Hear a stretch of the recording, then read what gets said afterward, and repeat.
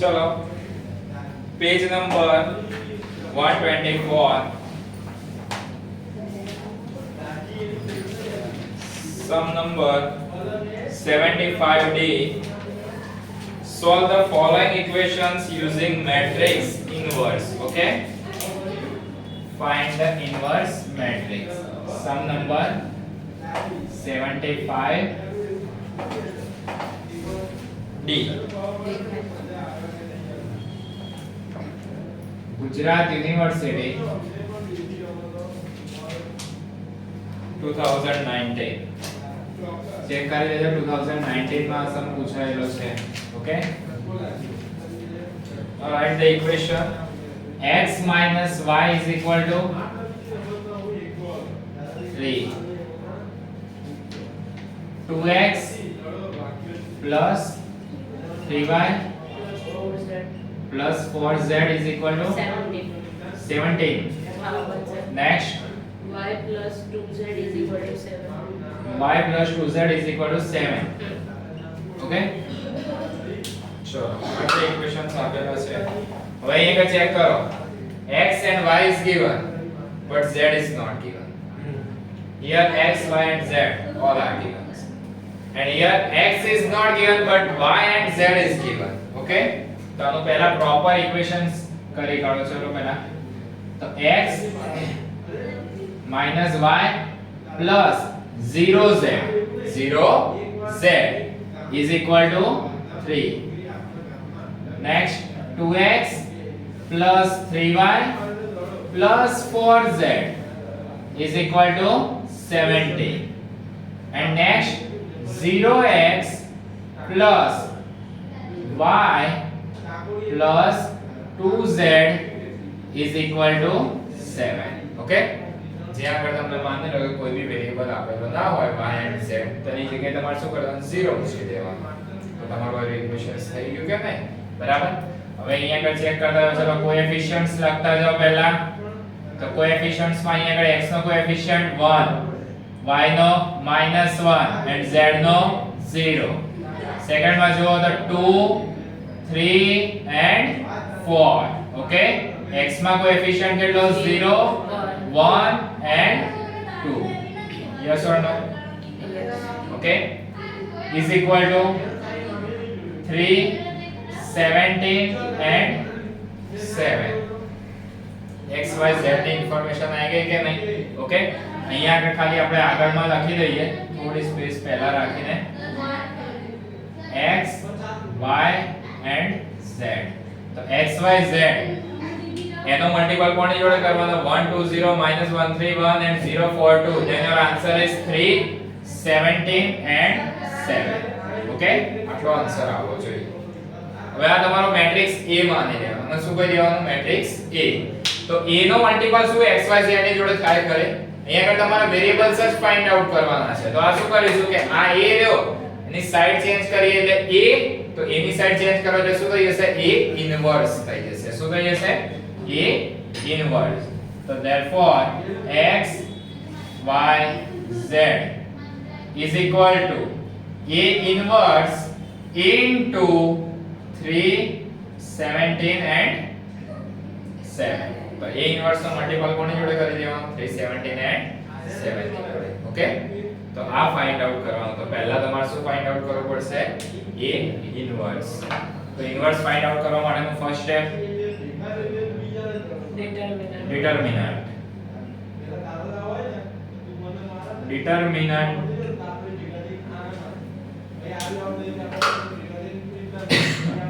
determinant A is equal to અહીંયા આગળ જો determinant A ફાઇન્ડ આઉટ કરવાનો છે ને તેમાં શું લખી દઈશું elements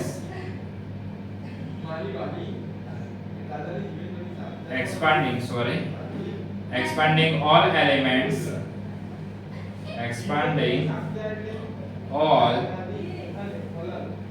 elements with respect to first row okay first row થી ને expand કરો ચલો તો determinant A is equal to first row ના ચેક કરી લો ચલો coefficients કયા કયા છે તો 1 બ્રેકેટ કરો -1 next bracket and 0 third bracket. Okay, clear?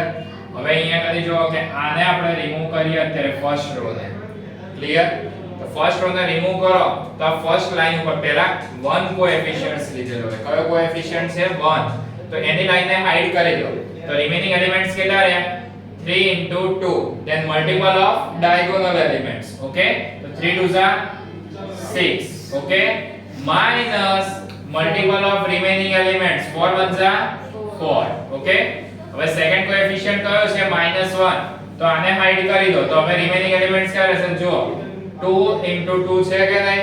તો multiple of diagonal elements 2 into 2 4 minus multiple of remaining element 4 into 0 0. Okay, and third તો અહીંયા આગળ 0 ને કોએફિશિયન્ટ લઈ લો. જો multiple of diagonal elements 2 1s are 2 minus multiple of remaining elements 3 into 0 0. Okay, હવે sine મૂકી દો. ફર્સ્ટ સાઈન પહેલા પ્લસ જ હશે, સેકન્ડ માઈનસ, થર્ડ પ્લસ. તો 1 into 2 minus minus plus 1 into 4 plus 0 into 2. Okay, so 2 1s are 2 plus 4 1s are 4 plus 0 into 2. 0 Then your answer is 6. it is determinant A. Okay, આવી ગયો કે નહીં? determinant A કેટલો answer આવી ગયો? 6.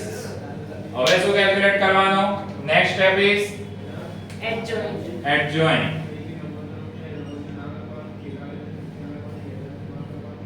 હવે જુઓ, બધા એલિમેન્ટ્સ ને તમે એક્સપાન્ડ કરી દીધા with respect to first row.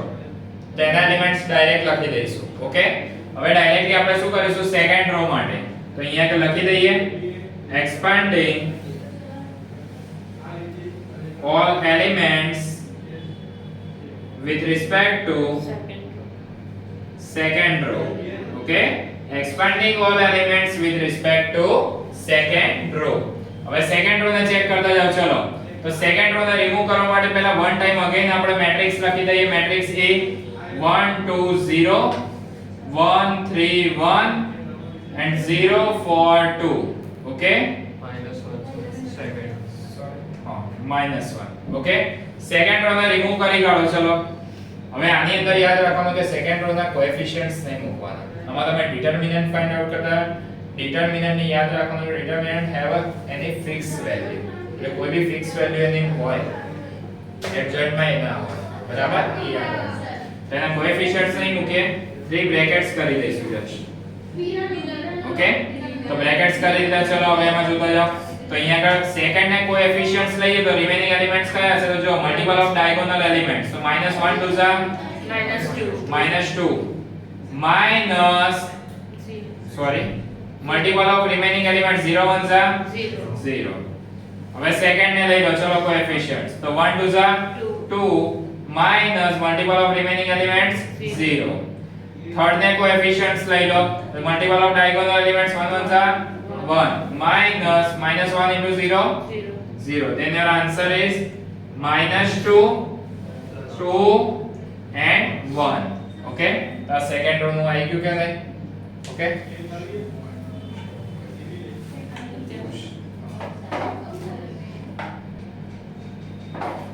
ચલો next. expanding all elements with respect to third row. Okay, એના માટે ફરીથી એકવાર મેટ્રિક્સ એ લખી દો. તો 1 -1 and 0 2 3 4 0 1 2. ચલો, થર્ડ રો ને રિમૂવ કરી દો. 3 બ્રેકેટ્સ કરી દેવાના. તો ફર્સ્ટ 0 ને કોએફિશિયન્ટ તરીકે લઈએ તો જોઈ લો મલ્ટીપલ ઓફ ડાયગોનલ એલિમેન્ટ્સ. તો -1 4s are -4 minus multiple of remaining elements 3 into 0 0.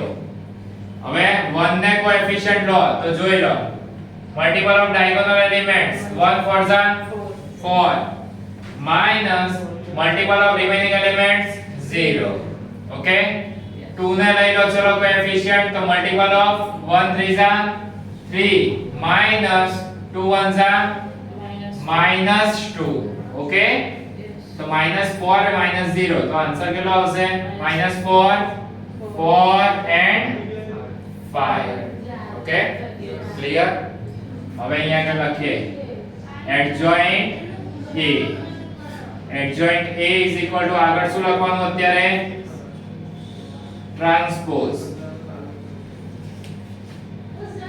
ચલો તો જે ન્યુ મેટ્રિક્સ આવ્યો એ લખવાનો આની જગ્યાએ ઓકે તો ફર્સ્ટ એલિમેન્ટ માટેના જોઈ લો એલિમેન્ટ્સ કયા કયા હતા ફર્સ્ટ રો માટે તો 2 4 2 અહીંથી લઈ લો 2 4 2 સેકન્ડ રો ના એલિમેન્ટ ચેક કરો -2 2 1 -2 2 and 1 and third રો ના એલિમેન્ટ -4 4 and 5 હવે અહીંયા આગળ જુઓ કે અહીંયા આગળ જેટલાની સાઈન બતાવેલી હોય એની સાઈન શું કરી દેવાની ચેન્જ કરી દો okay change the sine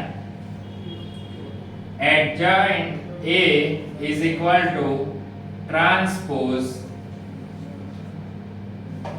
change the sign of A12 A21 A23 and A32 okay તો આ ચાર એલિમેન્ટ્સ ની સાઈન ચેન્જ કરી દેવાની તો 2 as it is 4 ની જગ્યાએ શું આવી જશે -4 2 -2 ની જગ્યાએ 2 2 -1 અહીંયા આગળ -4 and 5 ઓકે ન્યુ એલિમેન્ટ આવી ગયો કે નહીં જો ન્યુ મેટ્રિક્સ આવી ગયો કે નહીં હવે અહીંયા આગળ શું કરીશું એનો ટ્રાન્સપોઝ કરી કાઢો ચલો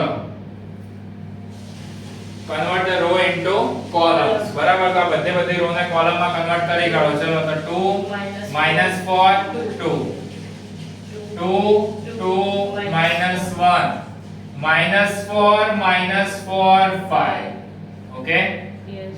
clear this is the adjoint A મળી ગયો adjoint A ચલો હવે નેક્સ્ટ શું કેલ્ક્યુલેટ કરવું પડશે inverse matrix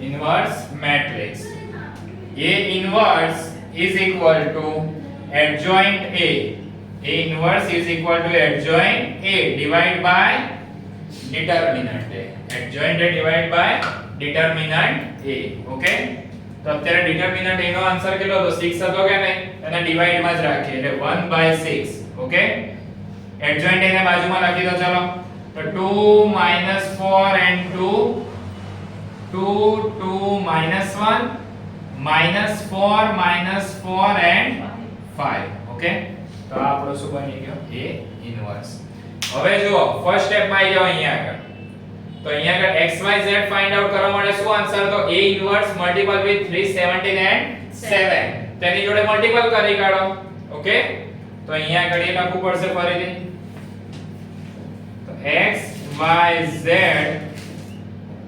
is equal to A inverse into multiple with 3 17 and 7 okay તો આનો મલ્ટીપલ કરી કાઢો ચલો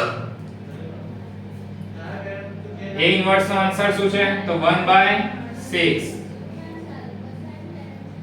into 2 -4 and 2 2 2 -1 and -4 5 okay multiple with 3 17 and 7 okay હવે એનો આન્સર શેમાં આવશે ચેક કરી લો તો આનો મેટ્રિક્સ નો ઓર્ડર કેટલો આવશે તો 3/3 ઓકે આ મેટ્રિક્સ નો ઓર્ડર કેટલો છે 3/1 તો ક્રોસ માં કટ થયા કે નહીં તો તમારો આન્સર બી શેમાં આવશે 3/1 માં ઓકે એ આન્સર હશે 3/1 એના પછી નેક્સ્ટ માં જોવા જાવ એનો મલ્ટીપલ કરવા માટે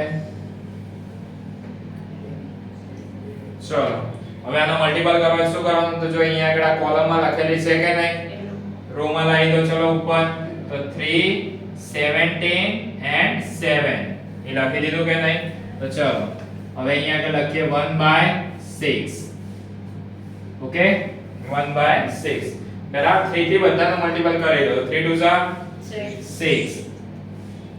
3 into -4 -12. Okay, and 3 into 2 6. 6. હવે 7 into 34 plus 34. Okay, 17 into 2 plus 34 and 17 into -1 minus 17. Okay, now 7 into -4 minus 28. 7 into -4 minus 28 and 7 into 5 plus 35. Okay, ચલો ચેક કરો આન્સર કેટલો આવે છે. 6 plus 34 40. 40 minus 28 12. minus 12 plus 34 minus 28 કરી કાઢો તો minus 6. Okay, and 6 minus 17 plus 35 24.